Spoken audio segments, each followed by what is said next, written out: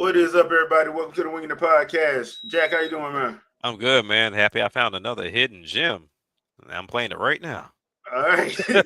Sandstorm, what's up? How you Uh, doing? Doing great, man. I definitely thought this whole time we were talking, we were already on a podcast. I was like, wait a minute, we're gonna be right back. Right back for what? Yeah. That's what happens when you come in late. Andre. I didn't do it. That's all I got to say. Yeah, but I said that was a long pause.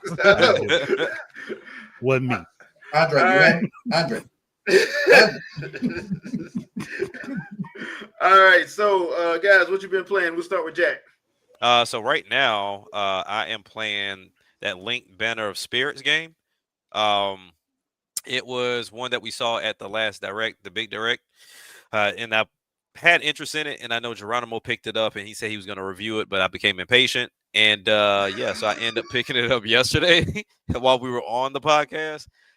Man, I've been having a blast with this game for sure because it's been, I guess you could say the comparisons most people gave it were like a mixture of Animal Crossing and Hades, and then some will say Stardew Valley and Hades. Okay. I would go more on the line of Stardew Valley and Hades than Animal Crossing, because Animal Crossing you'll have a lot more people in your village that you're building up, and granted, while you have people in your village now, they're workers, so I wouldn't call them necessarily villagers, they're workers. But Okay. it's been a blast so far. I'm trying out mouse mode right now, which is pretty clean. They definitely thought about the mouse mode, and they even thought about HD rumble. So like whenever your health gets real low, you can start feeling the controller pulsating, like you're low on your heart rate. And then also same thing when it comes down to certain attacks, you can feel the vibration within the controller. So they really thought about this. This wasn't just pour it over and just do nothing with it. But outside of that, playing 2K26. What else am I playing? I got back into Hades a little bit just to see if I would do Hades 2, but that's a no. So I'm still just not touching it. Is even with the God mode, which I didn't even know was there. I'm still like, all right, my blood pressure can't get no higher than this. I'm cool. I'm just gonna chill out because it pissed me off too bad. But other than that, man, that's pretty much what I've been playing and spending most of my time on for right now. All right. Sandstorm, what about you? Jack said, "Can you hear me?" Yeah, we Okay. hear you. I don't know if I hit the mute or not, but No, you Jack good. said, you could feel the vibration, and immediately that song came into mind.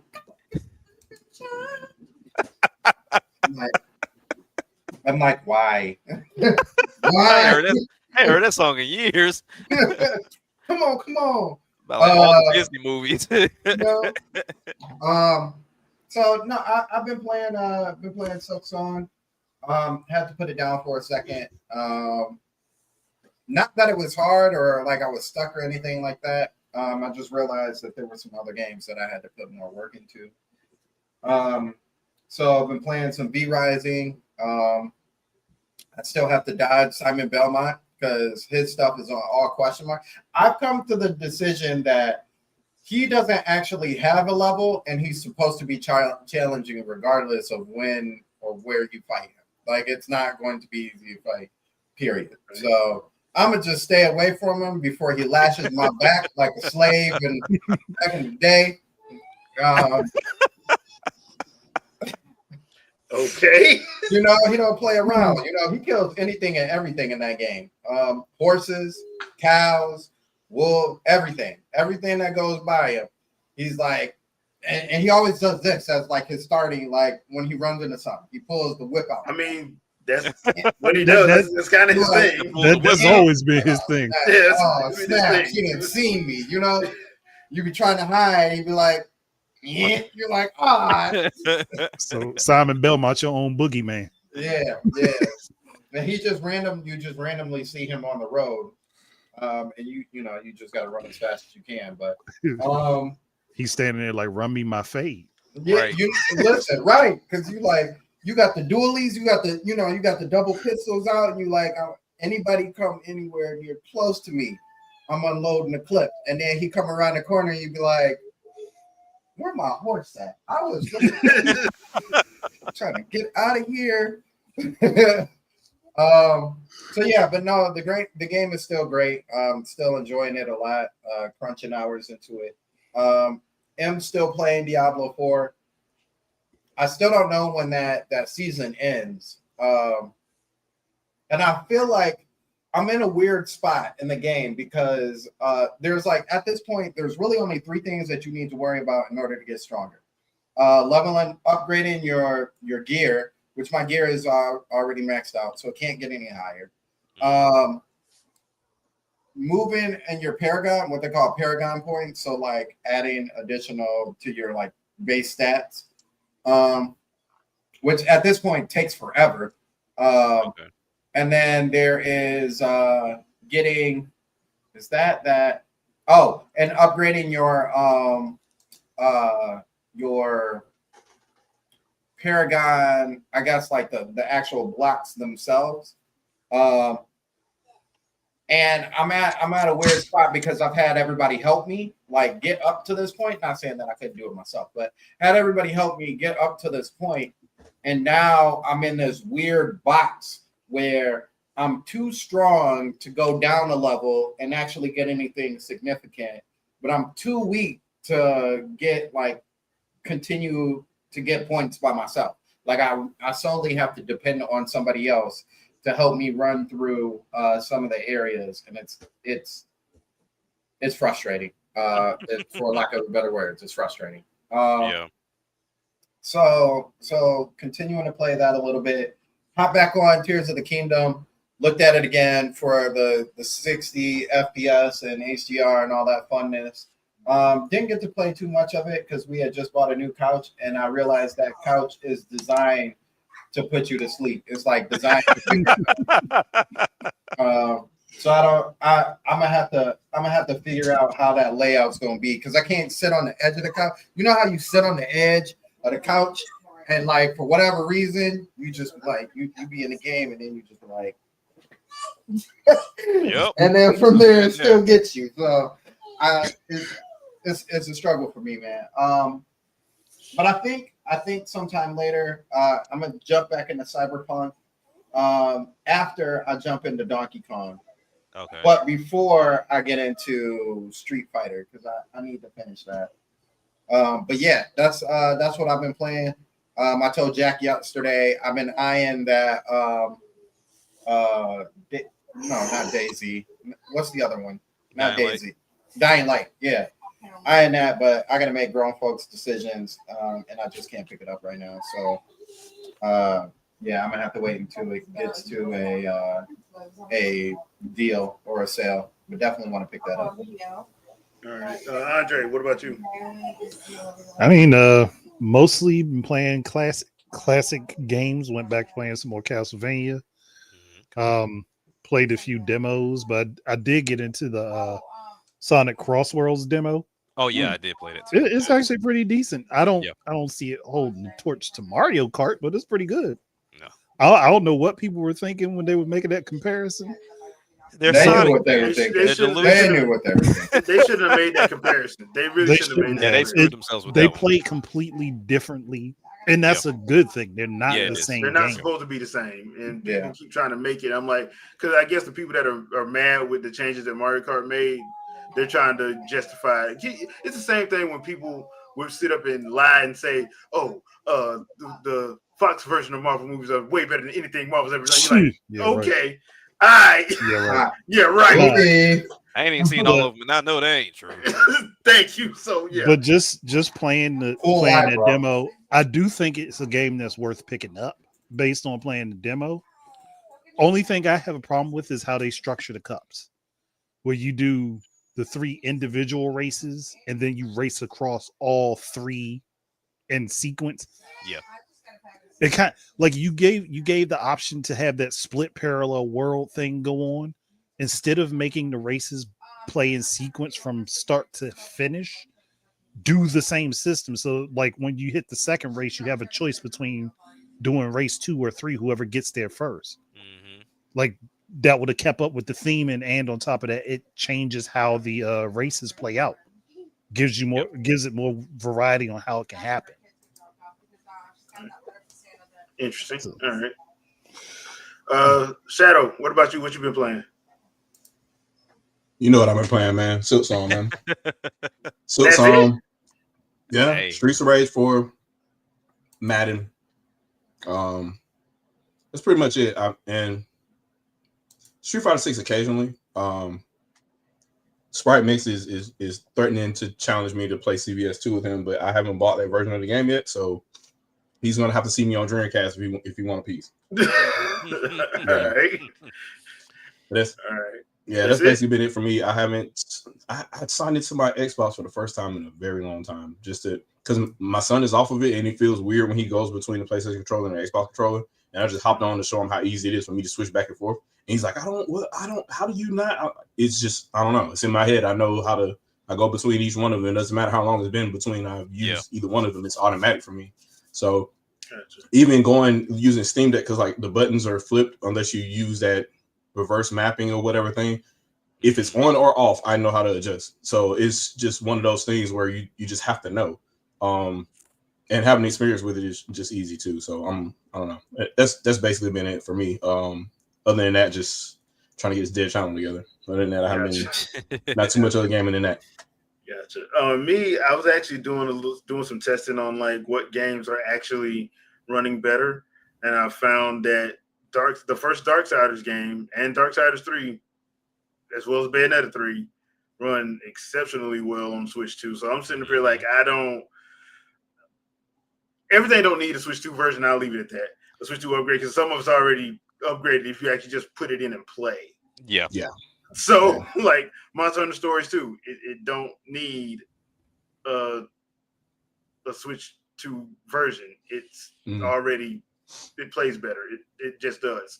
But I have been playing. I got back on Daemon X Machina 2, trying to get me doing some side quests so I can build some better weapons, because the weapons I got are getting me toe up when I fight a Colossus. So I'm trying to get like some better weapons. So I'm doing a whole bunch of side quests. I came into this game with the wrong idea, and I'll leave it. I'll leave it like that. I thought I was playing the first one. I am not playing the first one. So some of the videos are nice though. Like some of those setups, they're nice. Yeah, but you got to get your arsenal right, because I ran into a couple of I don't know what the hell to call them damn things. They just disgusting, and I was just like, okay, the devil is a lie, and I don't have enough bullets, so I need a better gun. So that, and then after doing that, those few couple test runs, I jumped back into Tears of the Kingdom and Donkey Kong for a little bit. And Hogwarts Legacy, because Gryffindor got to represent, and I got to get back into that myself. Yeah. So, but yeah. Hi, Vicky. Yep. And shout out to the president of the podcast. Who? Wait. You said who? Because I ain't never heard of that team. What team is that? I ain't never heard of them. The only one I know is the Claw, baby. The Claw. See? Ignorance. Don't start this ignorance that we. Ignorance. Don't start this ignorance, man. I thought we got through this 2 years ago. Don't start this ignorance. Oh, it never goes. It never dies. It only multiplies. Bro, I can't wait to maybe kids. I can't wait to the next one, dude. Anyway, yeah. But all right, so y'all saw the title. And the reason why I'm asking is because I'm kind of getting tired of the whole, oh man, this don't really feel next gen. Bruh, the game has an art style all its own. It's doing what it's supposed to do. What the hell do you mean it doesn't feel next gen? But what is the definition of that anyway? That's what I want. That's what I would like to know. Because does that mean everything has to be ultra realistic? Because if that's the case, then you just kill creativity. Well, you just kill creativity. What game are we talking about? Well, there wasn't a specific game. It was basically, and I understand. Rents due this month. I understand. Oh yeah, for sure. I understand. Yeah. I understand the concept. You got the problem grind. Is when you keep putting stuff out like this, it starts to have a negative effect on gaming as a whole. Yeah. So my question is, okay, what does it mean to be next gen? What does it mean? Because like if you are saying, okay, Like we'll take Donkey Kong for instance, because Donkey Kong is in that Odyssey engine. Yeah. That is next generation, because that's the next generation up from what they did with Odyssey. That is. Now it's Next not generation for ultra-realistic. what all platformers have done up until that point. Yeah. Yeah, So it's not ultra realistic. You ain't gonna see. I don't need to see sweat coming off Pauline's face. I don't need to see. You know what I'm saying? You know, I mean, it don't it because it has its own art style. Yeah. That art style doesn't require that or anything like that. So what are you saying when you say, "Oh man, this don't feel next gen"? Because one I did see was people complaining about Metroid Prime 4 because of the whole bike sequence when she's clearly in a desert. Oh man, there's nothing going on in this desert. It's a desert. Desert. It's deserted. Desert. Like that's just Did the context clues not flow for them? You know What what you else saying? is not going on? What? Games on PlayStation and Microsoft. So that's why I'm asking, like, what do you mean? I Because mean- once again, Metroid Prime has its own art style. It does, whether you want to believe it or not. I So, mean, maybe they're talking about a game running at 840p on the PS5 Pro. Maybe that's what they talking about when they say next gen. Oh yeah, yeah. because at this point, I'm just sitting up here like, bro, yeah, the part they showed when she was on that bike, she was literally in a desert and she was getting attacked. So what are you talking? It's a desert. It ain't supposed to have a lot of stuff in it. You need to have deer in the desert. These are- you need to have plants and animals and living things. And it ain't a desert. Yeah. But then that would be the next complaint. Oh well, deserts don't have this. Yeah. Well, sir, you were just Right. complaining about But the fact that it this had is nothing in this it. is this is an equivalent complaint to when Breath of the Wild was shown off, Yeah. and you were in and they showed off a vast field, and people got mad. There's It's empty. nothing going on. It's empty. You just got shown one scene looking off the side of a mountain over a field. What do you expect to see? And then when you played that game and you went in that field and you heard this Mm, that piano chime, mm. Oh yeah. and you turned around. Boy, that was a different feeling right there. I'm like, hold on, Oh, wait a yeah. minute. I'm hearing music. And all you see is that being beep, beep, beep, beep, beep. Oh, yeah. Like, all right. Wait a minute, man. Hold on, am I about to And get shot? That boy Yeah. hits And unlike the next gen game on the next gen engine, it actually follows you Yeah. no matter where you go. It doesn't reset its script and its routine. It hunts you. Yeah. That boy You hit gotta you with a literally special hide. beam cannon. Special Yeah. beam cannon. Yeah. So yeah, that's what I mean when I'm saying I don't get. Can we actually get an actual definition? And I don't think anybody can. To be fair. So what Dark Angel just put in here, right? And that's kind of the conversation, and that's why, like, in that one debate that shall not be named that I did, they couldn't come up with an answer. And I'm like, so what do you mean? What exactly is it missing? Oh, well, it's just not. What is it? And like, oh, what it just doesn't look like it's. Oh, okay. Like PS2 games look realistic Yeah. in 480p because they have certain textures or whatever that look realistic to you. So it fools your eye, but that's still a flat polygon covered by a flat texture that looks photorealistic. So what's really happening there is the light as complicated as something that's in a GameCube game? Is it something that's as complicated as in a 360 game or anything like that? Whatever, right? We can pull up games on PS2 like that look like that. Like Gran Turismo looks great, right? Mm-hmm. Until you look at it in 3D and you look at all the models and you realize all the flaws that are there, right? So, but from if you looked at that game from afar on a TV, it looks realistic. The whole goal is for your eye to be fooled or whatever, but it's masking all the performance issues that are behind, which is kind of what they're saying there. Like the realistic textures are hiding the performance that isn't there. And to me, that's where people get it crossed and they're like, well, look at the performance of this game. Look at the performance of this game. Look how realistic this looks. Like, just because it looks realistic doesn't mean it is. They're like, oh, well, look at that sidewalk. It's real. And you zoom in on it and it's a flat texture. Mm-hmm. I'm like, the N64 could do that. So what are we really talking about here? So that's just the thing to me. And when the people want to get into the numbers and stuff like that, they don't really want to get into the numbers. I was having a conversation earlier today, and I'm like, I've never heard Digital Foundry talk about fuse multiply adds. They don't really talk about the matrix math that makes a GPU a GPU. Why is that not happening? If they're truly the nerds that understand this, why is that not a thing? And I started, and they don't talk about CPU intrinsics either, or why certain developers choose this or that, and why certain engines get developed the way that they do, right? Typically, it's not about the hardware, it's about what tools you want to use and what's easier for the developers to use. If you want to use SSE on an Intel chip or whatever, and that version of SSE isn't there for that chip, guess what? You're just not going to support it because you don't want to write a completely different version for the old version of SSE on that hardware. So when people start talking about stuff like that, it's not that, hey, well, that hardware couldn't handle it. It's what the developers chose to use to save time. Could they do it? Sure.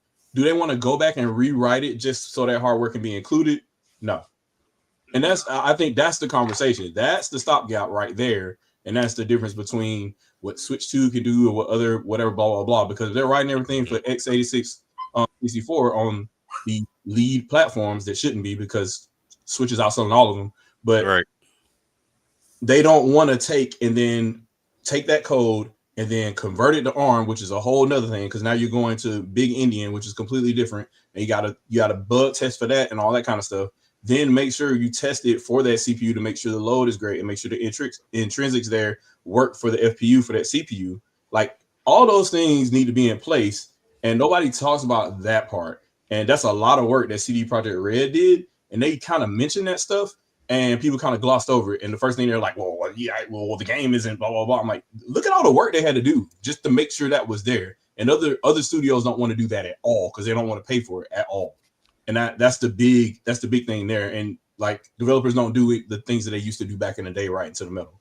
Yeah. So sorry. But that was my my soapbox moment. I promise not to do it again. No. I mean, that's basically why I put this topic in there, because I'm like, I don't get, like I said, the Metroid Prime 4 thing notwithstanding, the Breath of the Wild and Tears of the Kingdom situation notwithstanding, it's like, okay, what do you expect? Like, from a lore standpoint, and I'll use the Breath of the Wild, Tears of the Kingdom situation. From a lore standpoint, you shouldn't have a lot of stuff in there.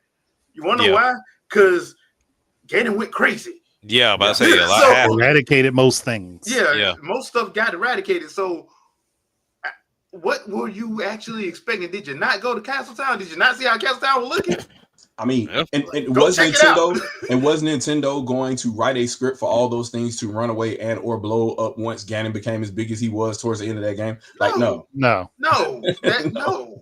Like, so you did it. You have an in-lore explanation for why stuff looks the way it looks, and you still had stuff to do in that world. And then Tears of the Kingdom, they gave you 2 other whole spots. Hey, so that's a whole other level. That's crazy. So that was next generation to me. So that's the $70 because ain't nobody else doing it. Nobody's doing it. So the biggest problem is everybody looks at next generation and just expects visually everything's there you go. Yeah. They don't think about art assets evolving. They don't think about how the AI could evolve. They don't think about how the physics could evolve. They don't think about how timing can be changed. There are lots of things that go into video games that nobody thinks about. Those smaller details is what makes the worlds actually feel alive. Yeah. Well, that's why that's like the first thing they say, right? Well, this doesn't look next gen. Yeah. Nothing is going to look next gen now. Define look. Well, because it kind of goes back to last week's thing where there's a difference between art style and graphics, and people don't want to believe that. Like, bruh, there's a reason why they have artists.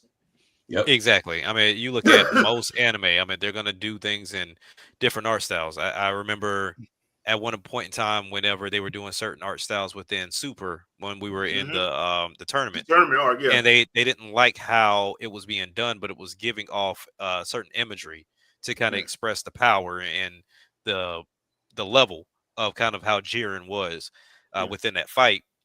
But most people didn't like it because it just wasn't a standard art style to where everything looked fantastic, and it was just something different. And now Demon Slayer does it, To Be Hero X does it, Solo Leveling does it. Everybody does it now. Because once the King did it and it worked, and they saw how it worked for certain people's abilities, oh, we can do that. Yeah, we can do that too. To Be Yeah. Hero X went completely off the rails when y'all been watching that. Yeah, like Yeah. as far as art style is concerned. So Because I even if you completely talk agree about with that. levels of creativity, like I think we talked about it too with Gear 5 with Mhm. Luffy. They Yep. went full blown old school cartoon, Yeah, Looney Yeah. like Tunes. with that Looney whole Tunes. scenario. Actually, thinking about it, there was an anime that did it well before Dragon Ball Super did it, way before, and people loved that anime. That was Fully Cooley. Oh yeah, Foolie Cooley. Yeah, Oh, they did. yeah. Foolie Fully Cooley Cooley did it. did it every episode. Really cool. Yeah. They were in different art style. Half Yeah. the time, you didn't know what was going on until you took the Right. moment to stop and slow everything down. Yeah. But the art style was constantly changing in the middle of the episode. You know what? Now that you say that, Excel Saga did it too, but they didn't do it Yeah. every episode. They did it depending on what they were They did talking depending about. on what was happening in the moment. Yeah. Like, Cell they Saga, jotting that down. Yeah, Yeah. because it's Excel Saga. They did it. There was one episode where they turned it into an '80s B action movie. That was hilarious. But yeah, like they changed the art style. I was like, ooh, they're making fun of Steven Seagal and Schwarzenegger and Stallone. Oh my goodness, they're making fun of them.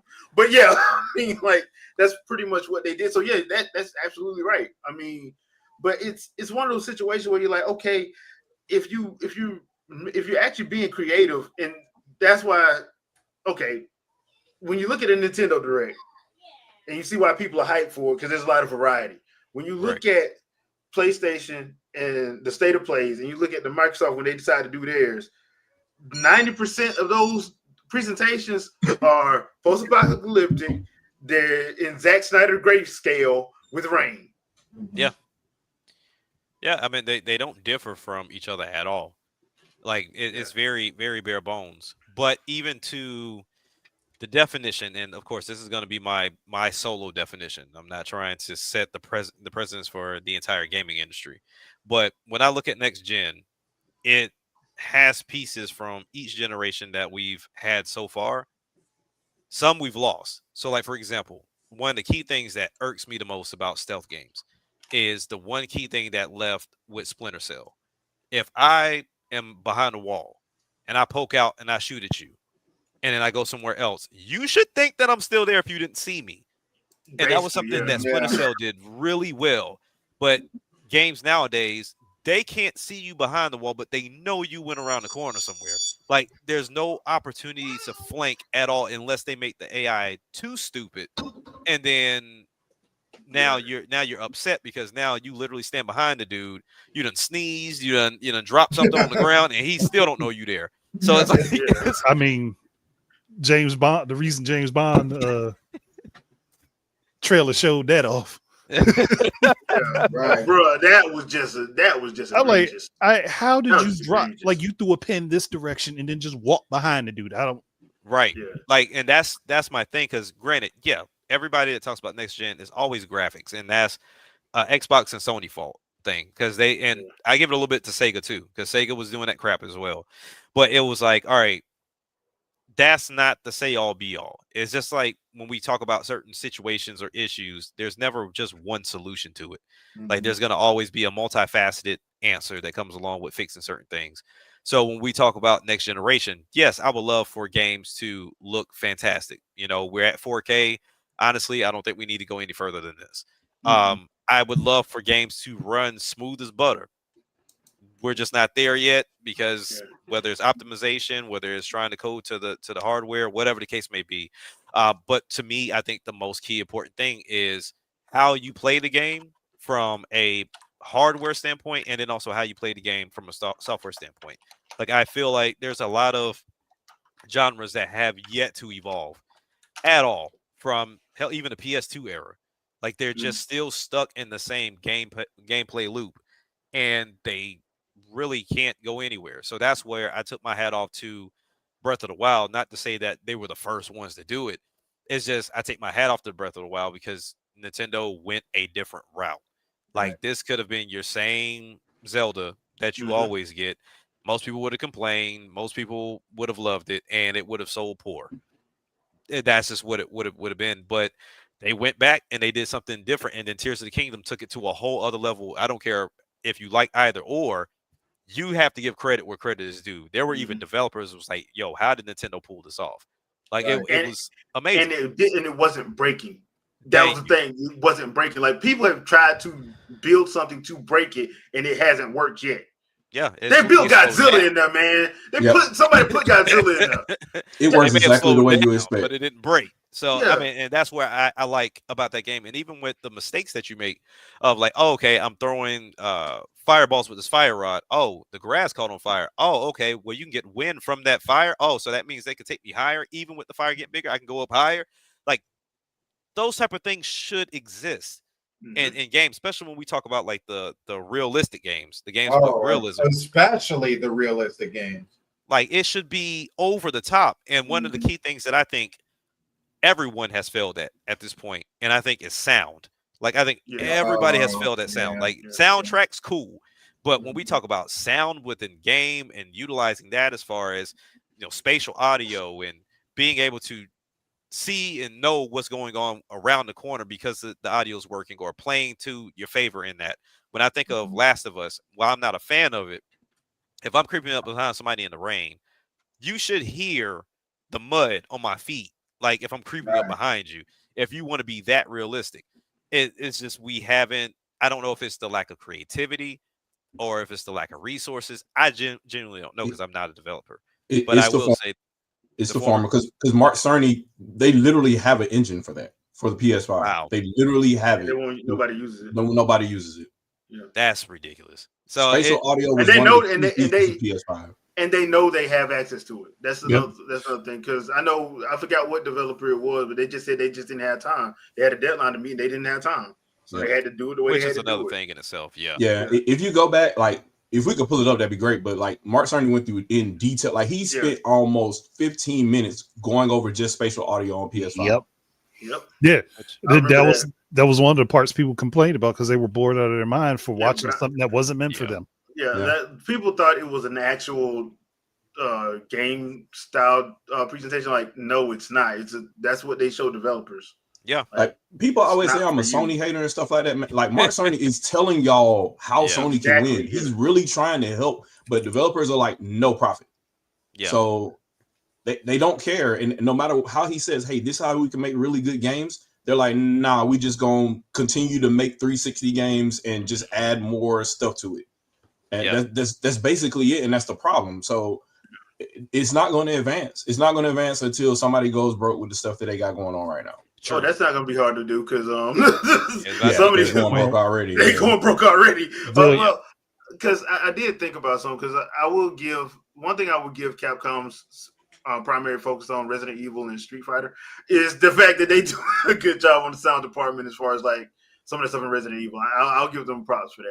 Oh yeah, because that game needs it. Like it needs it. But when I talk about like everybody failing, you can't just do it in one area. No, you can't. And I think that's where, because like even in the comments, like I agree with y'all. Like Tears of the Kingdom, Xenoblade, but it has to be. It ain't where it needs to be. Everybody ain't doing it. See, like if Sega, for instance, we're playing a Sonic game and you're running. Right. Yeah. Why do you not hear his feet, the wind flying past him? Exactly. You should hear him breaking the sound barrier. Yeah. Sometimes they do, like when they do like the Shadow. Yeah, but that's only for it's very slight. Moves. It's specific moves. Yeah. Didn't they do that in Sonic and Secret Rings? Like you heard the like when he hit, and he used the Wii remote too. Real fast. Yeah. And it would grade the sound as you went by or whatever on the speaker. Moves, the more blurry everything is around him, the sound changes because that should actually happen. Yep, but you know what? Now I think that was that Wildfire engine. That wasn't saying okay, never mind. Yeah. That's why they were probably able to do that. What frustrates me the most about that was like GameCube had the least amount of range when it came to audio because it had a DAC, right? But it could only output to Pro Logic 2. So it had to be like software to give the sense of surround sound instead of like discrete in hardware, right?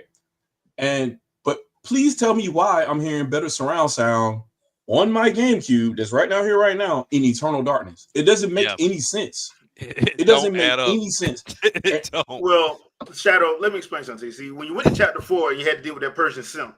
See, he wasn't ready. My bad. Sorry about that. Going off on tangent. Yeah, Anyway, something heavy. But that's the That's thing too- too yeah, that I that think do about piss as me off. well Yeah. with these consoles. Like is graphics, Yeah. right? And that's the usual push, and then they may make some changes to the controller. Like that's where I take my hat off to Sony. Battery may suck, but that's still a creative controller. Like I give them kudos for that. But when we talk about, for example, the audio we're on right now, why do these consoles not come with like earbuds that are curated for that? Like, or because Sony did create like earbuds that will work for this, but it's like proprietary headphones. Yeah. But even then, it's like Nintendo, Xbox, like y'all should be doing this too. And when you talk about getting into audio files and everything else, like if I don't have a surround sound system, at least sell me or give me headphones that will give me that 360 real 360 effect. Cause some of them be faking it, but like give me the real like quality sound. And that's the same thing like I say with music, because when you see actual producers and they go into the studio and they really listen to the sound and they look for every detail, most don't take into account most people are going to be using AirPods or plug-in headphones that are not of high quality at all, that would even get remotely close to what you were trying to do. No Yep, 'cause Soren I'm on a Vega for budget. you, sir. Yep. Yep, No I'm on a Soren budget. Vega. That's me. That's me. I'm on a budget. That's me. No studio monitors. We're not doing Yeah, that. no studio monitors. Like, but yeah, I mean, outside of that, like I look at animation as well. I've said this about Pokemon. Like at this point, I should be seeing physical attacks in Pokemon. Like I should not be seeing fake attacks in Pokemon at this point. Like I want to see somebody hit somebody. Like wait till you go to Zion and get in that alley then, bro. Wait till you go to that alley Zion, bro. See, the imagery is there, but you still pump faking me, and then it's like, oh, drill beat, and I'm like, no, like you didn't hit me, like it wasn't like force of wind, like we didn't do that. But I always say that, like even with Monster Hunter as well, it's like I get it, you're slashing and it looks like you're slashing, but I was like, I want to see sword make contact the skin. And I want it to get to that point. And if they can figure that out, then I think that's when we're talking about next generation. Just graphics alone, no. It needs to be the whole. It needs to be the whole shebang bang. Yep, the whole gamut. It needs to be the whole shebang bang. So I will give a shout out to the game I am playing. So in Hollow Knight, I really appreciate this because they spent time to actually do the development for Switch 2. So in the demo, because they won't call it a game, the introduction to Nintendo Switch 2, that thing. Oh, you talking about the thing that people mad that they actually made people pay for? Yeah, the $10 thing. Yeah, they can easily afford. It demos that not only do the Joy-Con vibrate in a way to where they can emulate sound, like it can vibrate and it sounds like a speaker, and they could create whatever sound they want with it, right? The Pro Controller also does that. Yep. So Tour will tell you that if people played it. So I'm playing Hollow Knight, and this thing is vibrating because I'm in an area where it's raining, and it's vibrating to simulate the sound of raindrops, and it's also giving the vibration to indicate where the rain is dropping. Yep. Like that's next generation. I don't know. That's amazing. That kind of technology, and I don't know what kind of development kit that Nintendo has for that, but that is amazing. That kind of stuff there, I'm all about. I liked it. I like that kind of use, where you could feel that kind of stuff on the Switch Joy-Con and on the PlayStation controller, the DualSense. But like this is like next level because the vibration actually makes sound like a speaker does. That's insane. That's a whole nother level of like you don't even need a speaker in the controller now because the motor does it. Yeah, I still don't know how they pulled that off. I don't know. I was just thinking, didn't they do that with Super Mario Wonder? Yeah, like when you ran across the music blocks. Yeah, it will make vibrates a ding. in the different sounds. If you have all your sound off, you can hear it. Yeah. Now they got a full SDK on Switch 2 to do it for any game, which is just insane. So I like that kind of stuff, and I would like for that to go forward. And like the PlayStation 5 is capable of this too. Like it has a really sensitive controller, and like developers should really get into that kind of stuff. And I don't know why Microsoft, y'all lacking.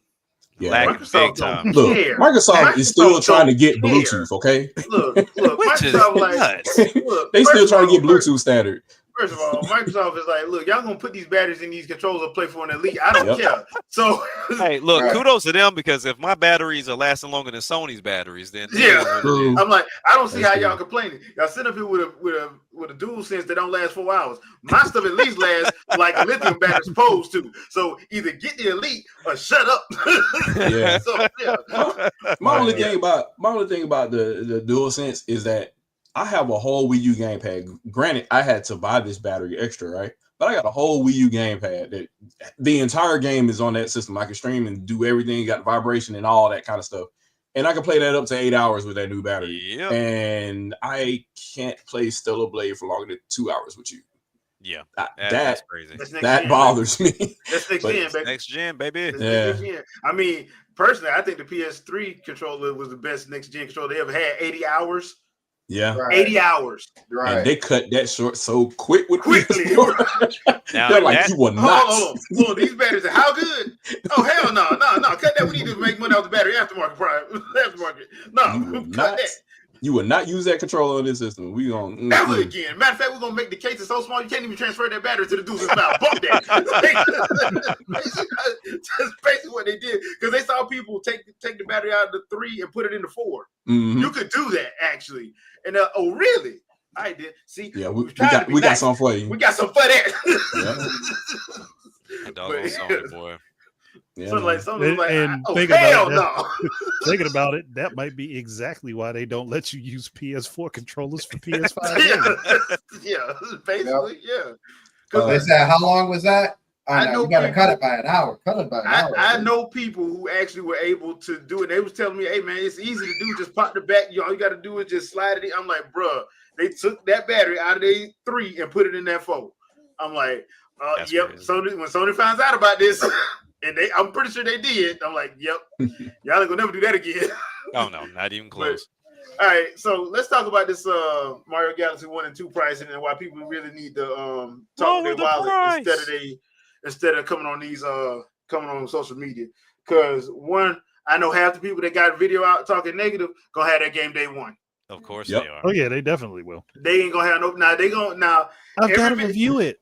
yeah, and check it. They're not gonna say they had a review copy. They gonna actually have the game. I've said this because my eyes got open during that Bayonetta 3 situation. Oh yeah, we're gonna stand by. We're gonna boycott this game. Who was The that week again? the week the game came out. Did you see the combos I was able to pull off with it? Wait a minute, you said that you was boycotting because block. All I asked was I thought we was boycotting. I ain't say nothing. They said it was boycotting 3D All Stars. Yeah. Sure did. So now, and that's another complaint. Why I gotta pay this much? You ain't gotta pay this much if you don't want it. Speak with your wallet. Yep. There you So go. I'm They having ain't making you. They acting like people are putting a gun in their head and saying you better buy Mario Galaxy 1 and 2. You ain't gotta do that. If you don't want to. Do not can buy buy them it if you separate. don't want it. Yeah. They Can I still don't explain want it something that to way. They people still real say quick? 40 is too high. Can I explain something real quick? Yeah. For whatever reason, and this person may have more than one person that within their friend group that thinks this way. I do not understand why you're trying to compare. In the middle of the conversation is like, why is 3D All Stars basically $20 per game, and this is $35 per game, right? Mhm. Number one, 2 of those games out of that 3-game pack are literally just ROMs, ISOs, right? Yep. Mario Galaxy 1 was partially translated and well, I don't want to say recalibrated, but basically they recompiled the entire game. So there's new code there, and they recompiled it to work on Switch for performance reasons. Galaxy 1 and 2, they did the same thing for both games. So it's a full recompile of both games to work on Switch, so you have the better performance, the higher resolutions, all that kind of stuff, right? That's money and effort, right? That's not free. Mhm. That's not a Not ROM free. that Nintendo kept around and said, hey, drop that. That's not a thing. They had to pay for time to get that development done for whatever Yep. studio did it. It could have been Nintendo internal. We don't know yet, but Yeah. um, Could have been Shiver. Could have been. could've been a host of people. Yeah. yes. Yeah. So if that's a $15 difference per game, if that's what Nintendo determines, that's a $15 value per game. Versus the 3 that were $20 on the other bundle, then that's Nintendo's prerogative. They feel that it was $15 worth of value per game, for that to be, or in this case, $20. So I think it's $40 if you buy them separately on eShop. Yep. So Yeah. so $20 value per game if you buy them separately on eShop, right? Because they felt that was worth their time to go back and recode this game. I don't know why you feel like it should just be free and be the $20 that it was for 3D All-Stars. That doesn't make any sense. No. And when I bring that up, you want to change the conversation to Tears of the Kingdom because Tears of the Kingdom was $70. If the conversation is about emulation and two packages of games, of Mario games, why are we talking about another $70 game that is a really high budget Zelda game? Yeah. Like the logic doesn't none of that lines up. Doesn't compute. But for whatever reason, I have a strange feeling that's not the only person that thinks that way. So I figure I should like say that. No, you got one game with a much larger budget that Nintendo felt they could charge $70 for because I don't know. You can go from the sky and fly all the way down into the depths, right? Yep. In one go with no load changes or any of that kind of weird stuff, no black screens, right? Yep. And everything that you build in that game doesn't break. Yep. Maybe all that development time was worth $70. And then you have two other games that that they're redoing right now for Switch or whatever, and they feel that those were $15 or $20 more per. That's not the same thing. They're not. This one is a completely different project, probably 20, maybe $30 million budget, and another one is maybe a couple million, if that, to develop to redevelop a game that was already existing. So if you're going to make the comparison, it should be between the two compilation projects, not between a brand new game. That doesn't make any freaking sense. Try not to curse right now. Even with that too, and I've seen the hypocrisy left and right. When we got the 3D All-Stars package, people complained that it was $60. And also that it was missing Galaxy 2. Yep. There was then the same people that was like, man, I pay $60 for Galaxy 2 by itself if they come and drop it. Here you get it for 40. Like, which one is it? And now it's a problem. And then now, all of a sudden, 3D All-Stars was the greatest deal ever. It was at $60 for 3 games. That was the greatest deal ever. But you complained the whole time. So correct me if I'm wrong. 3D All-Stars was just emulation of the games, right? Essentially. Yep. Yeah. Mm-hmm. Whereas the Except Galaxy. Whereas Galaxy 1 and 2 are running the games directly on the console. Correct. Versus emulating. Correct. Which means that they had to put work into recoding the games to make sure that they worked within the realm of the Switch. Mm-hmm. That's not free. Mm-hmm. Do they expect Nintendo to put their developers into a sweatshop and just beat them until they produce something?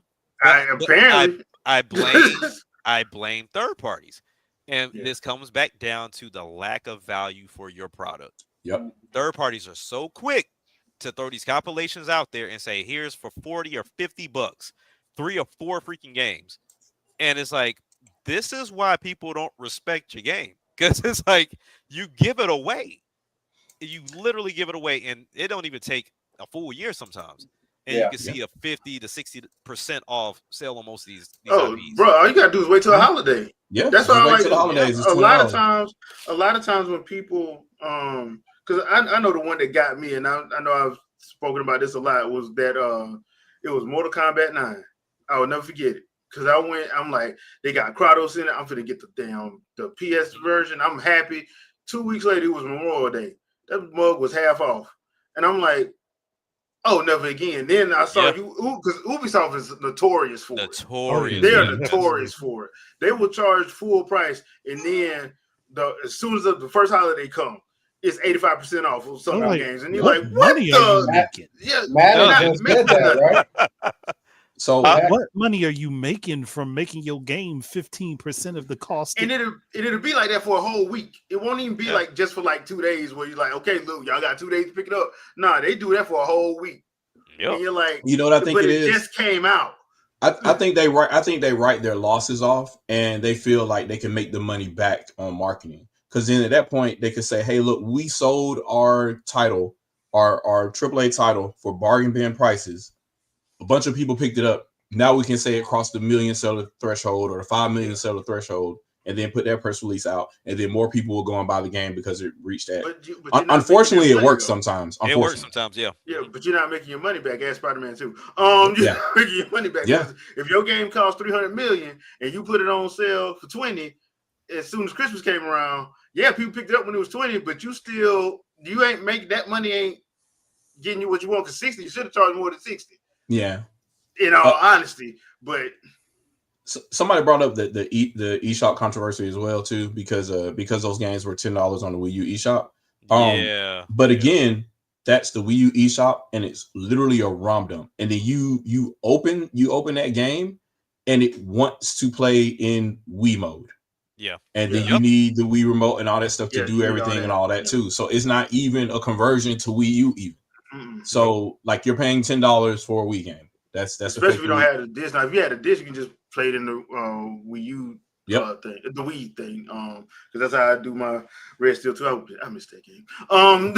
So yeah, but yeah, it's hilarious because it's like every 2 weeks or every week it's another complaint about something that you don't got to complain about.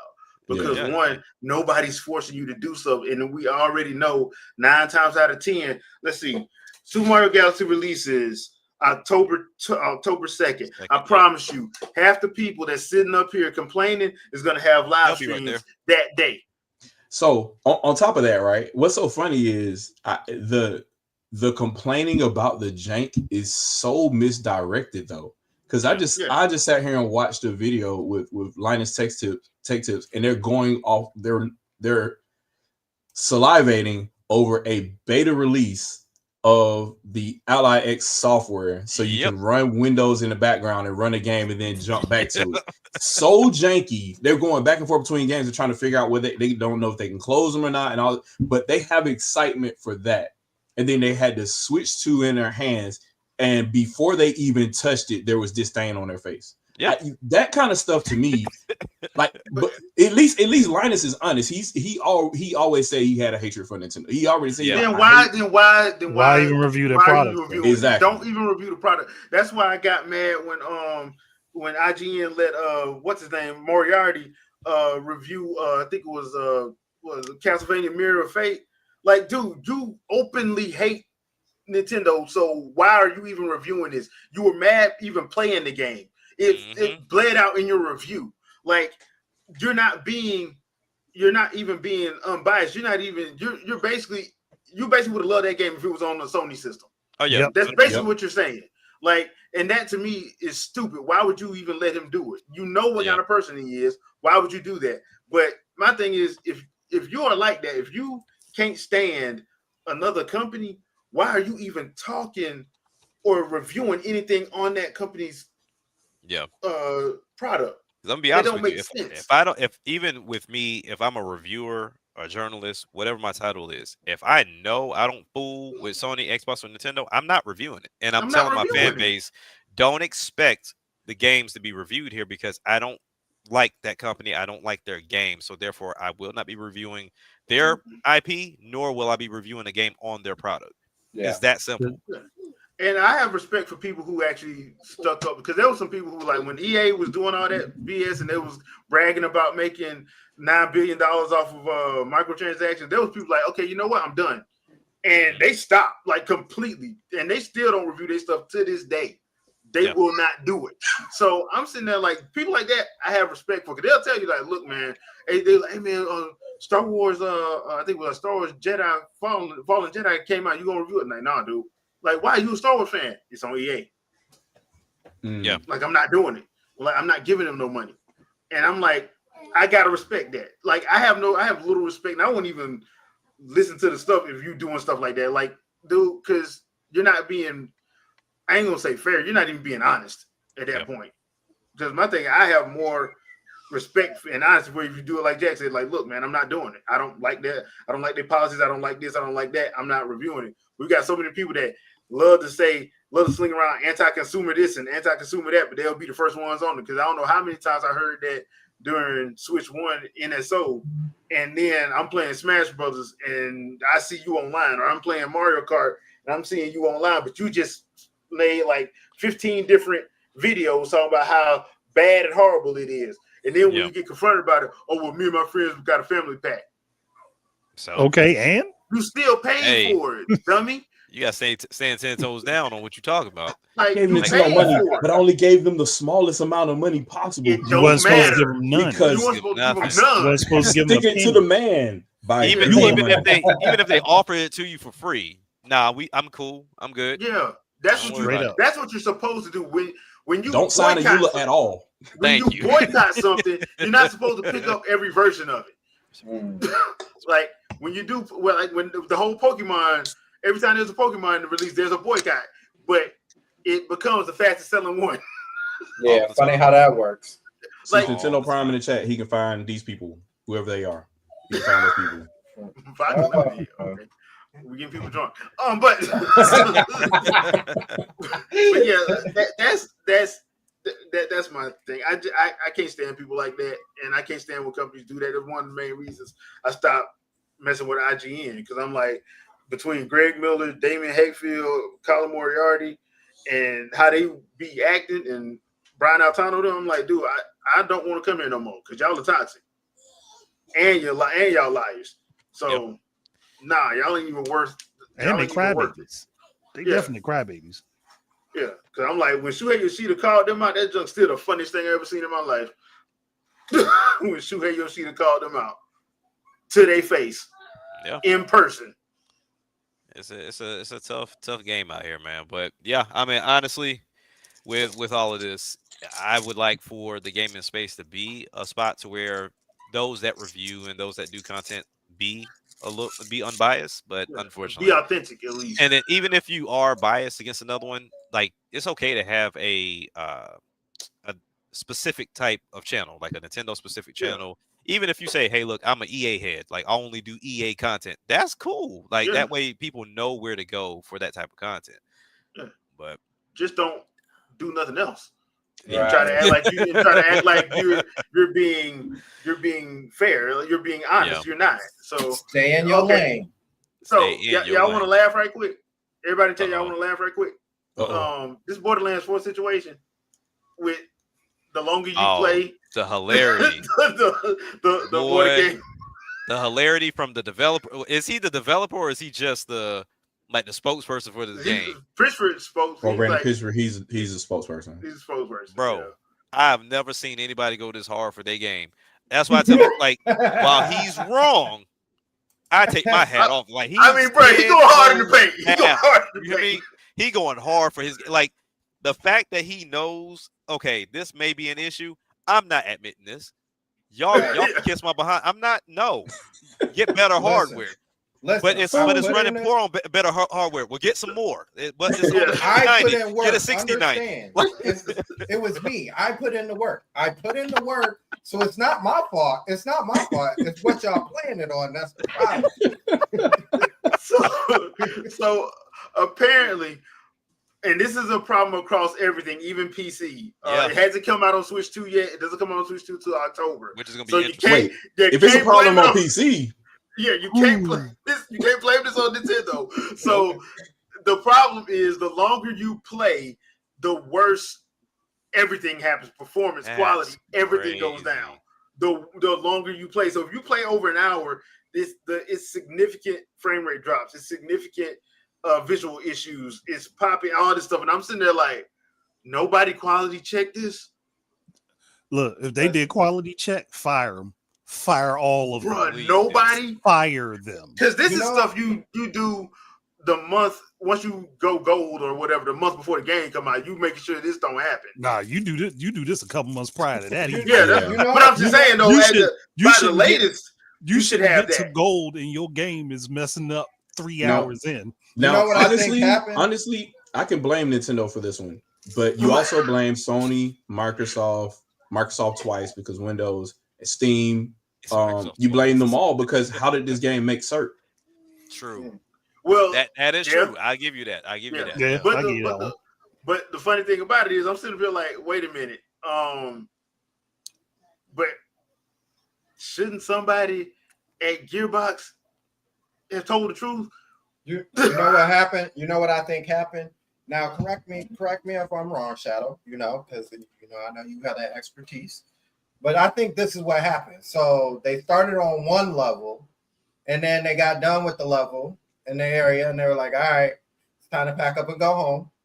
And then they came back and worked on another level, and then they got done and was like, "It's time to go home," so on and so forth. And they forgot to combine the levels together. And somebody just jumbled it all together and put it in a game. It was like, we did it. Good job, guys. Well, it's funny because like this isn't the first time this happened. It actually happened on Borderlands 3. Yeah. But they caught it early enough. They caught it early enough. This time it happened, and the problem is this time supposedly the PS5 Pro is the creme de la creme, and it's doing it on there, sir, and it's doing it on it's PC. Perfection. And so it's doing it across the board. So at this point, it's just, to me, it's hilarious because I'm sitting here like, so what's the issue now? Because if you bought the PS5 Pro and this is one of your favorite games, who we mad at? But it's the hardware. Remember, it's always hardware. It's always hardware. All of the hardware, apparently. Remember when we had consoles that had hardware that wasn't similar, and the development teams had to go in per console and fix issues? Yeah. Then the issues they'd find when they got to the second console, they could fix on the first one. Yeah. Well, little do y'all know, the frame rate and resolution that's running on PS5 Pro, that's what they wanted the game to run at. So there's nothing wrong with PS5 Pro. 864p. Yep. But it's pristine. But here's my problem with that. Like if that's the case, then that version should not be messing up. Hey. Just PS5 above Pro. the resolution of the Steam, ladies and gentlemen. There you Just go. above PS5 Pro. It's not a mistake. It's a choice. Thank you. Andre, get it? I'm like, bro, it's just to me, it's just hilarious though. It's just hilarious because, and like I said, seeing Randy Pitchford go that hard, I'm like, bro, that hard. I need bro, him for a campaign or something because he went hard. Like, you are. Can I say it? He is loyal. He is loyal. Yes, it's because of the power of the SSD. There you go. See, y'all get it. Y'all get it. I see why we do this podcast. Y'all understand. But like I said in the chat though, we couldn't replace DF though. They too soft spoken. We cannot do. Hey guys, if I was replacing Digital Foundry, I'd rub their noses in it. I'm sorry. Yeah. Look, and I'd have to do it with the volumetric clouds. I couldn't let that one go. It just doesn't look like it's running on Switch. We just can't. The clouds, the volumetric. You can tell. It has to be the Switch Pro. Even though it has to be the God rays. It has to be the Pro. Even though a game was released a month before that had the same type of cloud look, I'm like, oh man, there's no way. It's definitely Switch Pro. Yeah, it has to be. That's the only way this is running. That's the only way this is running. I'm gonna just say something. Light diffusion and light scattering was done on GameCube. Holla at Factor 5. It was done on GameCube. You can't. I miss 5. I miss them. Yeah, Light Bloom was done on Wii. Like all of these pieces of HDR were always there in different games on non-HD hardware. So just program the game, bro. Just program the game. That's what it sounds like.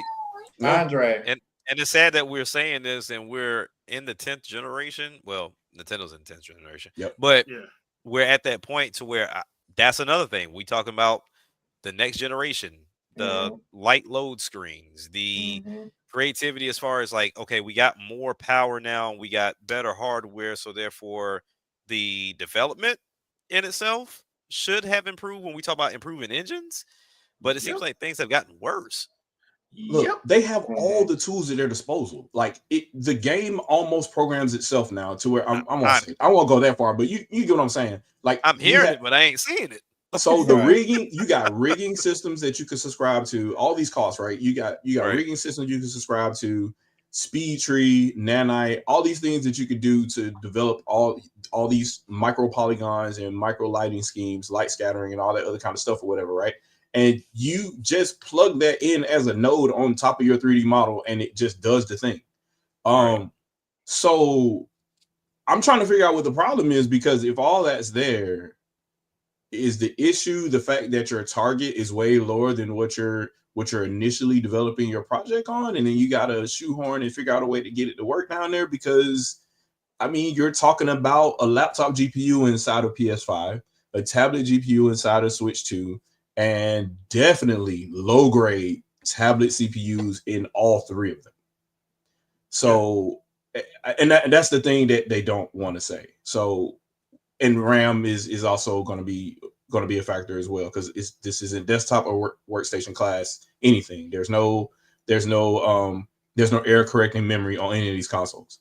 So what is the issue, and why does it always seem to be pointing at the one variable that's left? Because UE is everywhere, right?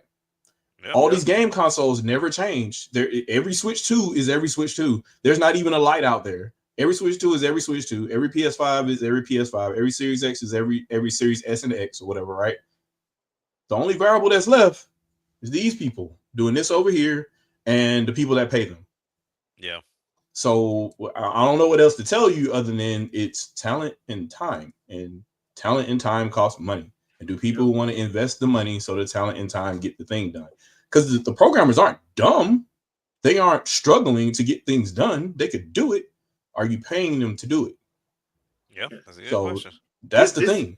This isn't an Omega Force situation where they just refuse to change the doggone engine. Yes, they will not. They won't do it. They're like, do it. No, hey, they're like Dynasty Warriors works, bro, on PS1. We're gonna. oh, y'all mad? Hey, what's the favorite anime? One Piece. Yeah, do a Warriors game. Yep. Yeah. Y'all still mad? Hey, hey, Nintendo, what y'all doing? Can we hold Zelda for just a minute? Just like a year. Just can we? Yep. Thank you. Throw Warriors on it. Oh, y'all still mad? Our game is crawling even on the new hardware. Oh, it's us, but okay. That's look, it, man. Just pay for it. Look, man, just pay for it. And just all the making for it saying, look, man, just pay for it. All right, Jesus, y'all, you used to this by now. You used to this by now. Bad relationship at this point. Very bad relationship. Don't get mad. We just gonna throw a Gundam on it. Y'all be happy. We'll make a Godzilla Warriors game. Yeah, but for me, like next gen, like for me, it's definitely how you play and not what you're looking at more than anything else. I think Switch definitely solidified that for me. Wii U was kind of already there, but Switch 2 is definitely doing the thing, because you don't have to think about, other than the fact that I need another dock, but you don't have to think about like 110 is strong. I'm sorry, but that's a whole nother thing. Gotta try to justify it. Yeah. So but that thing, being able to just like anywhere you are, being able to set up and like no compromises whatsoever kind of situation, I can just pick up Street Fighter wherever I want to or whatever without having to connect to the internet and either other kind of foolishness or whatever, right? And just being able to play and just being able to do whatever I want, like with whatever controller that I have in hand at the time, that's just something that I always wanted from any console. Just say, hey, look, you could just at any time do this, and it's almost self-marketing as well too. Because if I go in a public place and pull out a Switch 2 and sit it on the table and start playing it, like, hey, what you playing? What you got? Like, it becomes a thing, and it is self-fulfilling, which is kind of what Switch was in its heyday, right? Yeah. So I kind of feel that's there on that truly 10th generation for me, and I don't know what beats that. I don't know what PS6 can do. I don't know what the Xbox 5 can do.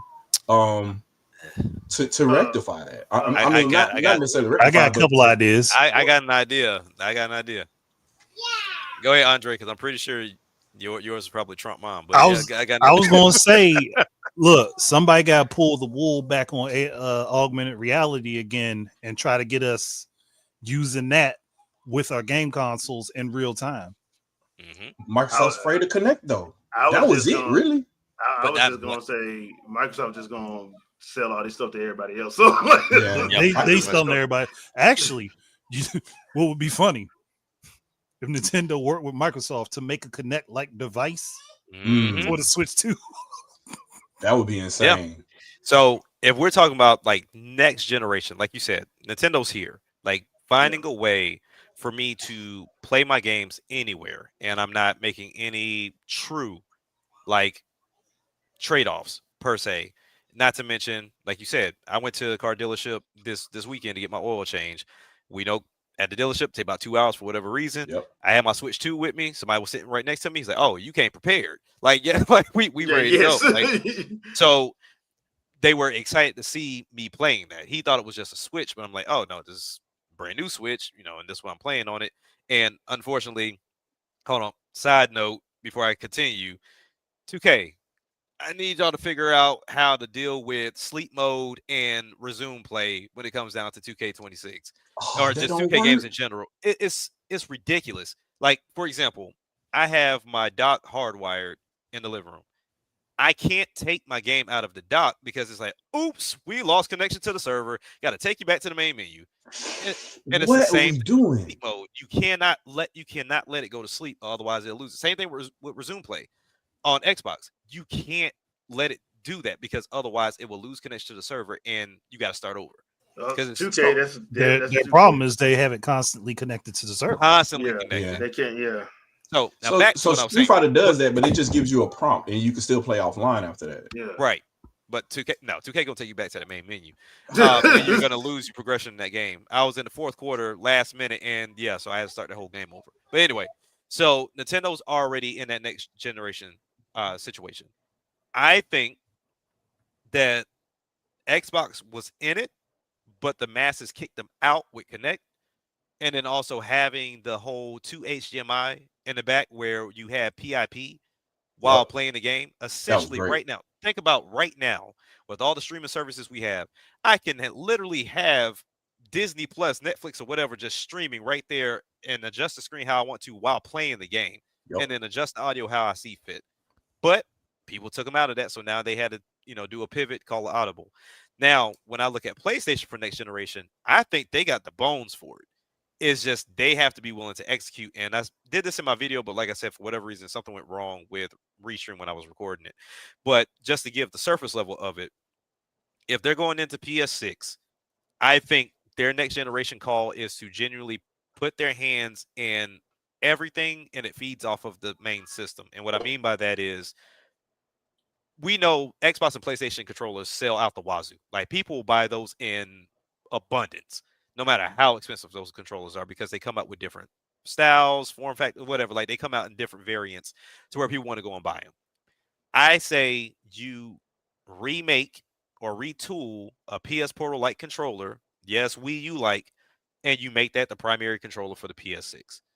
And because they have such a good connection, whether it's Wi-Fi 7 or they have some proprietary communication with each other, you can still take that on the go. You can still have it to where you can play and utilize it as a controller. It forces the developers to utilize that screen, and then not to mention, it gives you an ability to, like I said, have the handheld and go anywhere you want to go. Now, where that also adds on to their next generation, you failed the PSVR 2. You failed it completely, but you passed it off the PC, and even then, you didn't even really pass it to them 100% because there's still some features that are not utilized within the PC version of the app for it. What you do is you take a play out of the Quest 3 playbook. You make the next one wireless, and you make sure that all of the power comes from the PS6. I don't want to see nothing come off of this headset by itself. It needs to work just like the Quest 3 does with PC VR.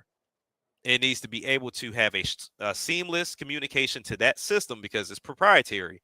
And you say, you know what? This will give me not only VR, and I can price it at 300 because I think that's the lowest headset right now with the 3S. Add tariffs to that, please. Let them eat. Let them eat the cost. So you have at the let's say the lowest of 350. Let's get 350 because Quest hasn't gone up in price. So it's like 350 for the headset if people want to get into VR.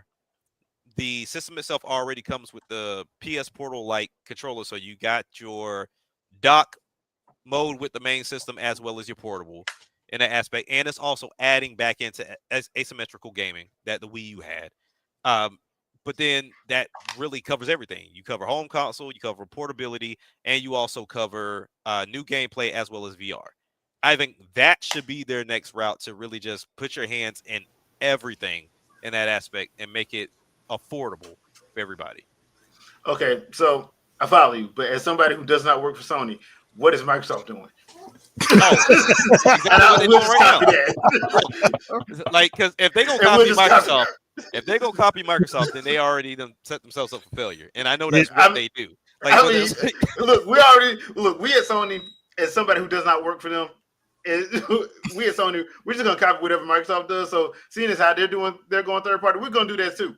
see, it would be an amazing strategy if you like, we gonna copy them and then outdo them, so that way Yeah. we just kind of we I mean- about to be rabbit them. Like that's, I mean, fine. Like, if you really think about it, though, if they did everything that you said, PS6 gonna be 10, 1100, $1,200. expect that anyway.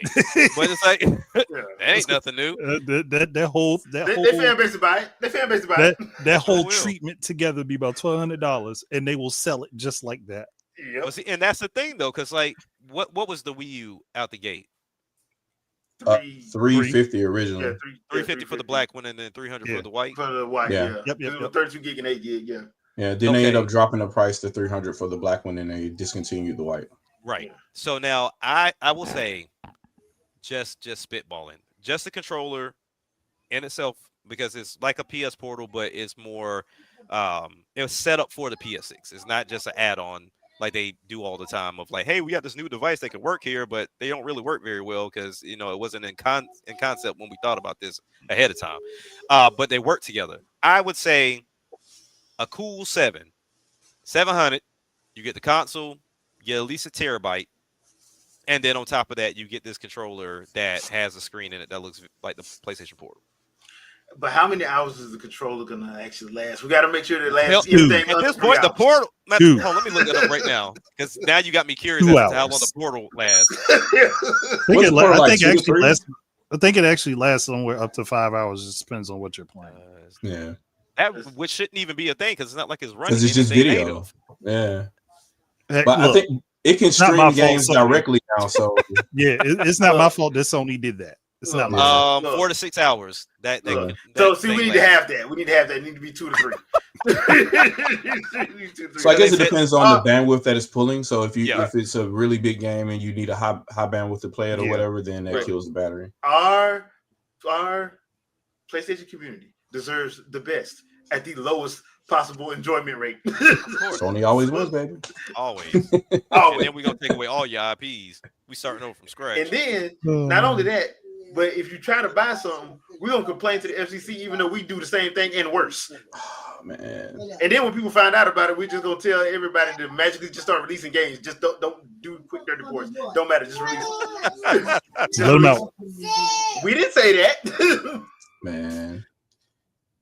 This past year's been hilarious for gaming. All right, so we got Tokyo Game Show next week. And I have no idea how we're gonna watch any of that, because last year they didn't even have a feed, but this year Microsoft is supposed to have a feed on the 25th. I just don't know what all they're showing. I did read that Nintendo's supposed to show some stuff there, so I'm guessing probably some of the stuff that's probably going to drop within the next couple months, like Hyrule Warriors, Mario Galaxy, stuff like that. It's probably going to show there. I wouldn't be surprised if they have like a different Japanese Age of Imprisonment trailer and probably a Metroid Prime 4 trailer or something like that. I don't know when that next Kirby Direct is supposed to be, but I heard it's supposed to be soon. So don't know. But other than that, do you have anything you would like to see at Tokyo Game Show? Because I don't really have any. I don't really have anything. I think my list is already set of stuff that I'm going to get this fall. Yeah. So I'm good. So I think this is the first time to where I can say I think I'm straight. Like everything that I may want has either been announced or is already out or coming out. okay. Like as far as my RPGs are concerned, Final Fantasy's in January, so they might show that again to give people another opportunity to see that game. Sports wise, I mean, they're kind of half and half on fail and success, but I mean, they're here. Yeah, I mean, I'm not expecting a 3D Mario. I'm not looking for a 3D Mario. I just got Yeah. Donkey Kong. I'm Yeah. not checking for Mario right now. And you just got some DLC, so And just got DLC. We had Zelda not too long ago. Kirby, I think in itself, like that's another new IP in itself with the Air Riders IP. yeah. I have never played. So that's something that's brand new for me. We look at Galaxy. While I played one, I dabbled. I think I maybe finished the first level of 2. So that's a brand new game for me as well. But yeah, I mean, I can't even think of anything really. And then the games that I would say, I think level 5's already said they're next year. Yeah, So Technical Police they got pushed all the way back out to next year, which I think is a good idea because after seeing what's coming out this fall Yeah. / winter, they won't go make no money. And then I think Inazuma 11, I don't even think they concreted that date because Nah, they they pushed it did. back again. So I'm like, Yeah. okay, well, I don't know when this game coming out. Like they done pissed everybody off with that one. Yeah, Yeah. But that's once again that's the price you pay for putting out early trailers. That too, yeah. That's the price you pay for it. Like me personally, I don't think we're probably. I don't, like I said, I already got my stuff set for what I'm getting, so that's it. But if there was something, I would probably look at wouldn't mind seeing more of. I would wonder if they're gonna put the first Air Riders on the NSO. That'd be interesting. Yeah, I did read a rumor that Eternal Darkness is probably coming to the NSO sooner rather than later. How though? Yeah, I mean, because they have the thing and they keep redoing the trademark. Yeah, they keep redoing the trademark. So and they keep trolling us with Smash Bros. Stuff. Like nobody wants to see that. Like, please make a game. Yeah, so I think that's probably what we will probably get some NSO stuff. That would probably be something I would want to see, just see like what you guys got, what they got planned for like GameCube NSO. Just because the GameCube is still one of my favorite consoles. Me too. Yeah. Period. And I think there's a lot of good games on there. There's some that are third party that I hope that actually gets thrown on there, like Skies of Arcadia Legends, Sonic Adventure 2 Battle, since Sonic Adventure 2 went everywhere else, but it didn't come to Nintendo. Put Battle on there. Yep. Yeah. Put Battle I don't on there. know why Sega hasn't touched that game. Know, Same thing with Beautiful Joe too. That is Beautiful Joe. Yeah, like I was literally about to say that. So I would think, especially with Halloween coming around, I can see them doing Beautiful Joe and like Eternal Darkness. I can see that with that coming around. If there was anything to show that I would probably be interested in seeing, it is how far along are they on Dragon Quest 12? Yeah. Okay, I forgot all about that because we just seen a title for that, right? Yeah, all we saw was the thing and the composer's back. Okay.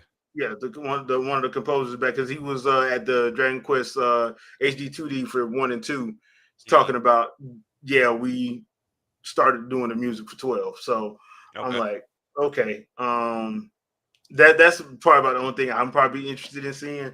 I don't think we're going to see anything. Well, I would be surprised if there's a Dead or Alive or coming, just because like I don't think they made that much money, or Soul Calibur, because I don't think they did that well, honestly, because they kept trying to, especially Dead or Alive, they kept trying to doggone that DLC was ridiculous. $95.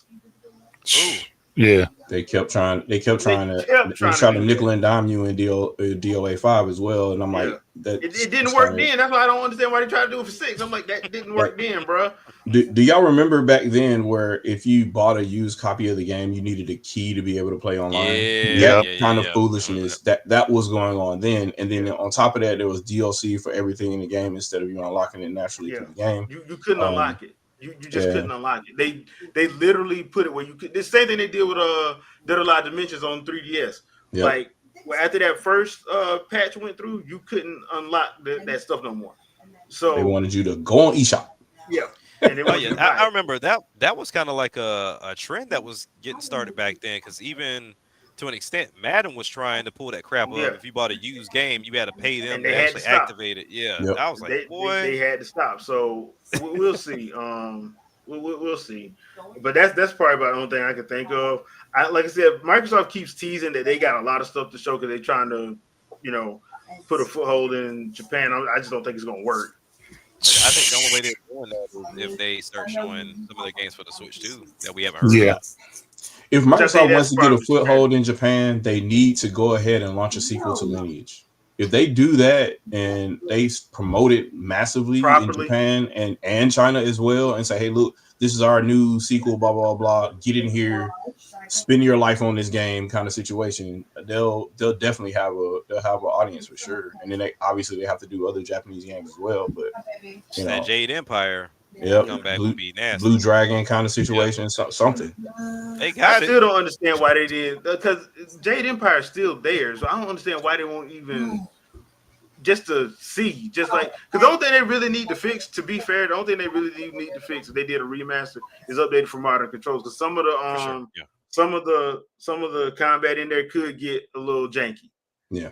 In there Yeah, from 'cause they time were- to time. Because it was similar to I don't want to say Mass Effect, because it came down to like decision making. Yeah, it had a Yeah. decision And tree. yeah, real big on That, games. matter of like fact, that Yeah. was what they were. That's what they used as a test for Mass Effect. Yeah. That's why they never went back to it. And I'm thinking that was a big mistake BioWare made. I'm like, y'all should have had at least another team working on Jade Empire, because that game was massively popular at the time. Mm-hmm. So yeah, Oh, I don't know why they didn't. Because at the very least, I'd see one of those 40, 50 teams we got that ain't doing I know, right? nothing. Ain't Like, doing nothing. hey, remake this and update it with modern controls. That's what I tell them. So Dark Angel, you talking about DOA? I'm like, I hate to say it, but DOA has devolved down to two groups of people: people that love DOA 2 and they don't want to leave it, and people that love DOA 4 and don't want to leave it. For whatever reason, those are the most popular versions of the game. People still go online and play the emulated version on Series X to this day. Wow. I don't, but that's what it is. People like that combat, and that was it. It was simple to get into, hard to master. So I don't know, man. I don't know. I don't know what the fix is, to be honest with you. One caveat to that, I do like DOA 3's opening. I just don't like the gameplay. But 2 and 4, yeah. And DOA 3's opening. DOA 3 had a fire open. I'm sorry. Like, the niggas trying to kill Casimir, and Casimir just straight up rocking them. I love that. That is like, yes, that's how you do that. Then I saw that Dead or Alive live action movie, and I'm like, that is not how you do that. Yeah. That is so not how you do that. I like some of the characters introduced in 3, and they ended up being popular characters in 4. So you know what? Just I don't know. I know how to fix it. I know exactly how to fix DOA. And no, it's not a Warriors game. Uh-oh. I'm about to say, Sakurai, you going for Warriors again? do it. Let Sakurai do it. Let Masahiro Sakurai do it. Let him do it. He's But only then- working got on away. But then you can't have anybody else make it then. You can't have anybody else make He'll it. be all right. He's only working on 7 games. He'll be all right. Right. He good. No, but to be honest, I would look. When we talk about like developers that I would trust in the fighting genre, Sakurai's one of them. Yeah. I would love to see what he would do with a game, with a series like Dead or Alive. But I know we ain't wouldn't gonna they need no DLC, but yeah. Nah. But I feel like it would just pigeonhole them at that point, because now it's like if you don't live up to or like overdo what he did, you have to bring him back every time. Yeah, you're gonna be screwed. Like, I feel for the people coming after him, but Yeah, he'll make it fresh. because it's definitely gonna be a one-off. Yeah, he'll make it fresh. Like you will have a lot to do. Yeah, for sure. So I mean, and it won't be nothing ridiculously crazy that can't be done either. Right. So I mean, but yeah, other than that, yeah, put it in Omega Forces engine, just make it a Warriors game. Oh God. That's the But you cop gotta out have there. the counter system has to be in there though. So you at some Remember point you Ryu just randomly Hayabusa was in one of them Warriors games over in Japan that never came over here. Remember?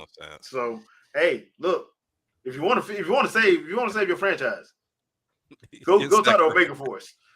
Halo 343. I'm telling y'all, Omega Force, make it a Warriors game. Don't be giving people bad ideas. You want everything to be a Warriors game at this point. At this point, might as well. Yeah, man. You gonna make some money back. Look, the jank is part of the experience. I'm telling you. That's what Bethesda told you. Hey, make it a Warriors game. You having a problem with No Man's Sky? Make it a Warriors game. Oh no. You have Just keep developing on it and call it most improved game and give it more nominations every year. Hey, if Jeff Keighley needs Elden Ring to win another one, just make it a Warriors game. Just Elden know, Ring Warriors. These same people said Mario Kart was bad because it had 59 frames per second on Wii. Just remember that, yeah. And you know the only way to fix Mario Kart, make it a Warriors game. There you go. Mario Kart Warriors. I mean, it is. 16 frames per second. They're yeah, man. Last of Us Warriors. Yeah, Oh, I don't. There's nothing. That would be horrible. So TGS, I don't think there's because that assumes Japan, right? And everything in Japan is we already know what's coming. So it's kind of like they're just going to be games we already know about. Well, unless there's something. Well, unless there's some stuff that Japan only, because sometimes the Japan only stuff is they get like real big stuff. Like there was a couple of animes that got like there was a Goblin Slayer game that showed up at TGS last year. I'm like, why did that not show up for me? Because it wasn't coming over here. So, so I'm like, sometimes the anime stuff gets their stuff, but yeah, I wish there was an easy, not an easy fix, but a good fix for like DOA and Soul Calibur, because like I think what happened with Soul Calibur when they pretty much got pigeonholed to stay away from like Nintendo. To be fair, that's when they went down because like that didn't. The last good one I played was 4. Yeah. Soul Calibur 4 outside of 2 because 3 I didn't like. I didn't care for 3. 5, if it wasn't for Ezio, that game probably wouldn't have got played. The one on Vita was just like it's alright, but there ain't nothing to write home about. And then y'all know how I feel about 6. Yeah, so it's really just 2. 2 is pretty much the game. 3 was okay to me. Other than Ivy, Ivy is almost invincible in that game, depending on who's playing with. But 2 is probably the closest you're going to get to perfection, I believe, in that series. So either they got to recreate the wheel and go back, or they got to figure out something. They need some fresh eyes on it. That's what I would say. They just need some fresh eyes on it and like make it for every system so you can make some money. And if you're gonna do guest characters, I'm sorry, Sony and Microsoft, but y'all do have some exclusives. Use those characters so they can't go nowhere else. So question for a casual fighting game. Person, like I love to get into fighting games, suck. But I like to get in and try a little bit. Yeah. So as long as you're having fun, it don't matter, man. So when we talk about next generation, what is that next step for fighting games at this point? Because for me, when I looked at fighting games, they were more or less the same, different mechanics, different way that you did combos, and then we kind of went into this realm to where we had easy combos, to where it was like, okay, you don't have to put in like 55 inputs to do a Hadouken, like you could just do simple like press, input, like button press. What I liked about Mortal Kombat, was it 9 or 10? They went to this route, and I'm not saying they're the first ones to do it. They're the first one that come to mind. Of you went through the story mode, understood the story, and it made you play with damn near every character. Yeah, that was like to get that feel, and like you like, okay, well, I may want to stick with a Liu Kang, or I may want to stick with a Katana or whatever. It's like, hey, it's gonna force you to play as everybody, so that kind of gets you into, well, maybe this person may be my main. Like, and then also gives you an opportunity to learn your combos. So it was kind of like it was kind of like a tutorial within the story mode for each character. And then it also told you a story. So I don't know what that next step with fighters are outside of, making them tighter, pause, and then like just doing adding characters. Like I feel like there should be another level for fighters at this point. You have to do kind of like what Fatal Fury City of the Wolves did. You have to give casual people an entry point, because you don't need, like, the problem with DOA and Virtual Fighter and Tekken is like they cater to the technical fighting pros, and just like frames.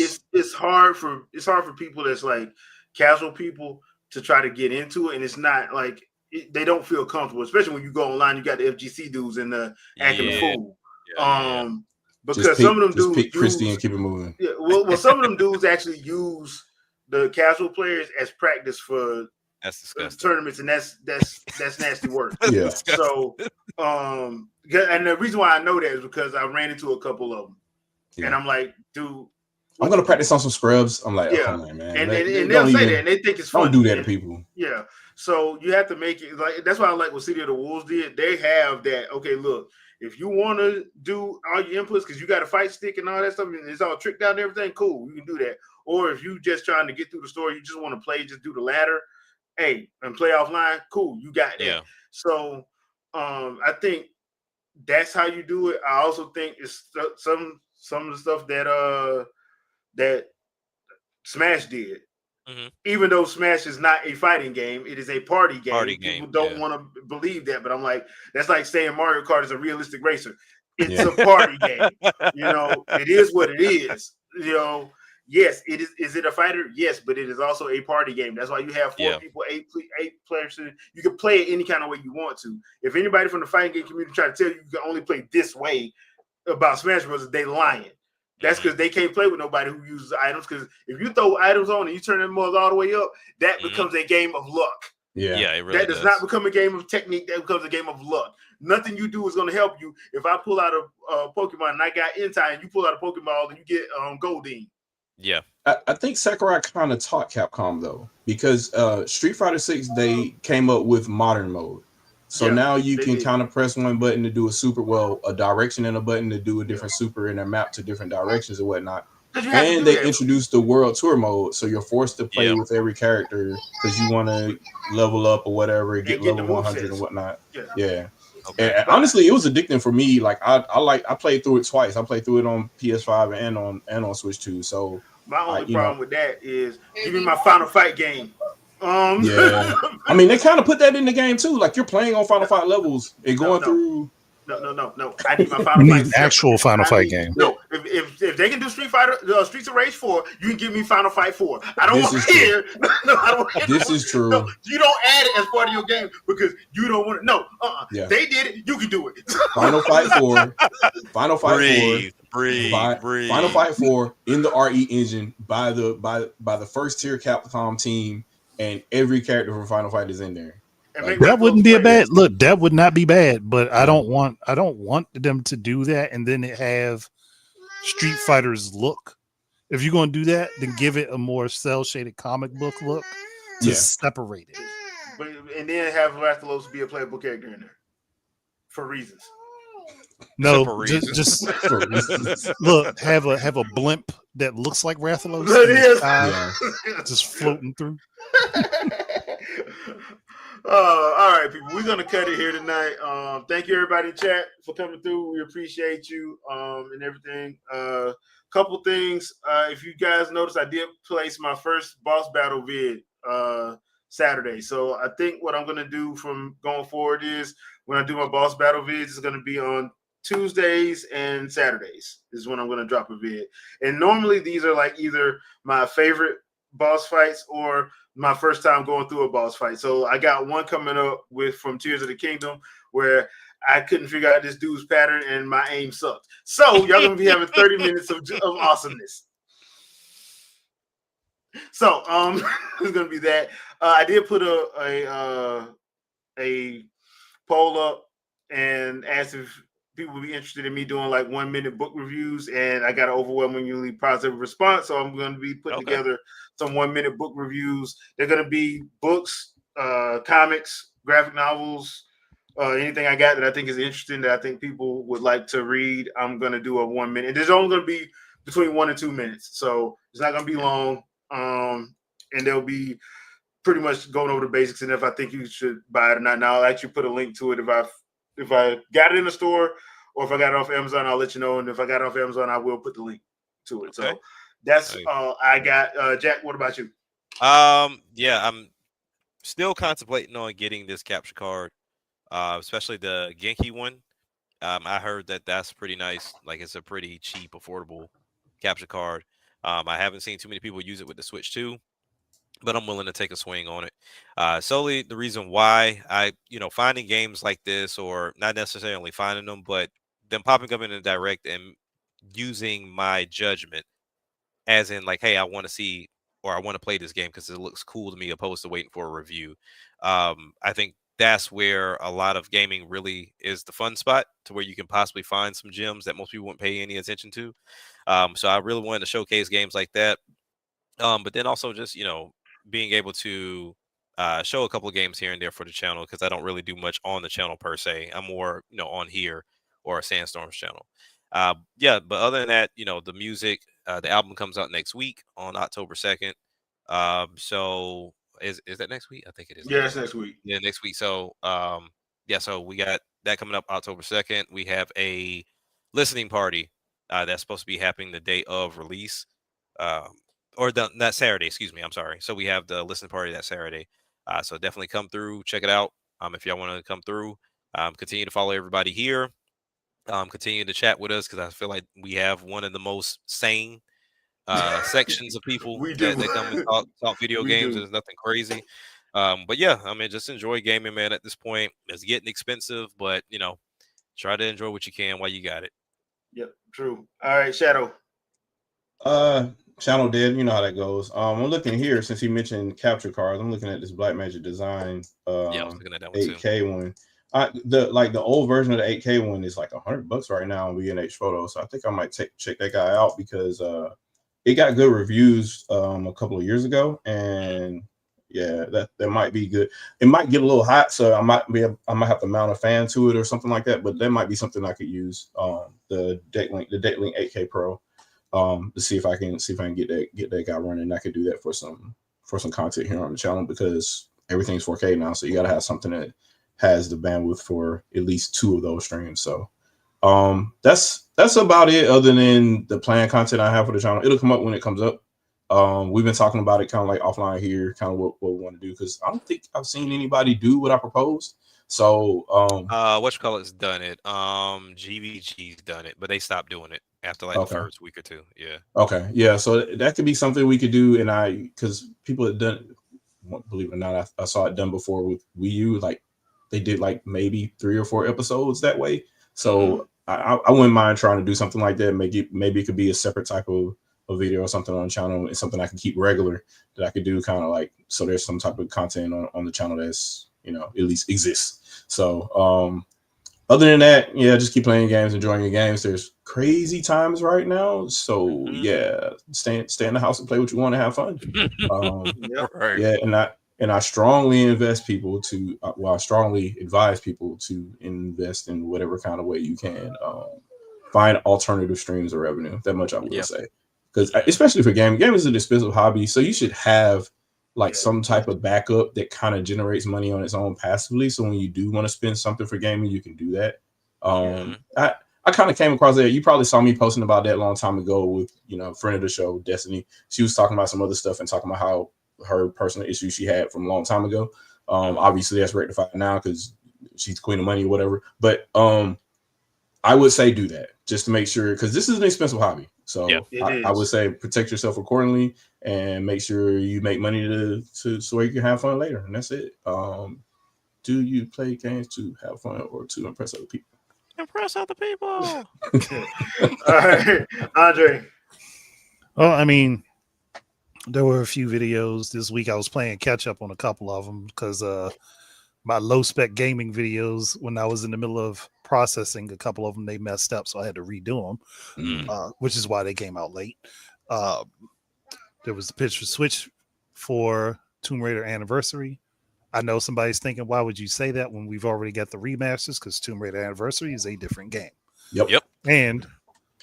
And then I do have my Silent Play Sunday videos as they have started coming back. And I think the one that came up this week was Blade Chimera, which I talked about before. That's an interesting game. If I don't know when it comes out. I know it's going to be soon. But if you're interested in Metroidvania types, that's probably one you'd be interested in playing. So if you want to check it out, the video's on my channel. That's all I got to say for it. All right. Sandstorm, you back? Nope. Oh. Okay, well, he's not back. So we'll see y'all later, people. Y'all have a good one. Peace. Peace out. Peace out, everybody.